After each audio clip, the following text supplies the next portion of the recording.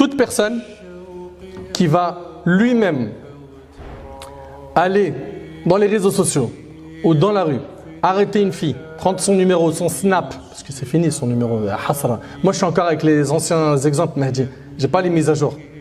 Ils se parlent entre eux, ils disent t'as un snap, t'as un Insta. Je n'ai jamais communiqué avec quelqu'un comme ça, jamais. Mais bon, c'est comme ça qu'eux ils font. Et le muhim, les personnes qui échangent de cette manière-là, vous êtes d'accord avec moi que une fois qu'ils ont trouvé que la personne était intéressante, belle, marrante, qui colle, ça match, hein?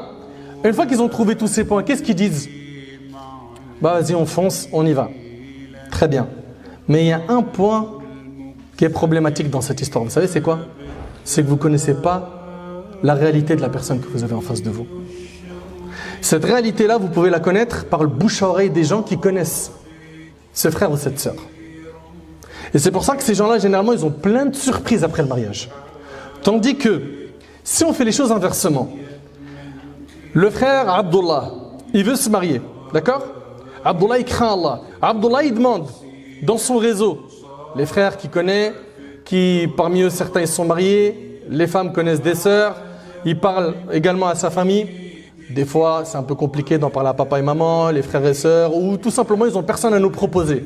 Bah, on en parle dans notre réseau déjà, les gens qu'on connaît.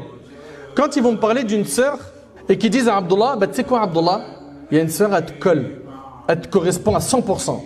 Regarde bien, elle est dans la religion, de la même origine.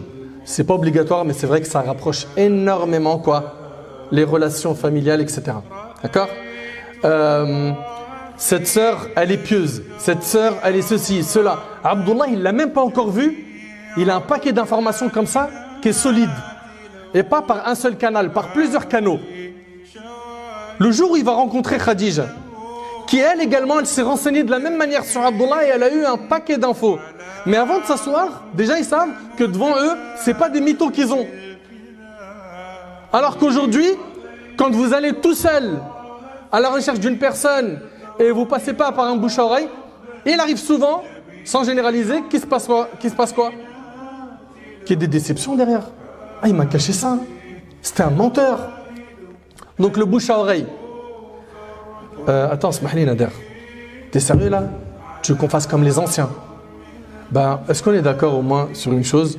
Les anciens, leur mariage, ils sont plus stables que les nôtres. Allô? Ils sont plus stables ou pas? Je vous dis moi tous les problèmes de couple que j'ai gérés, ça fait combien de temps vous êtes mariés? Ça fait 4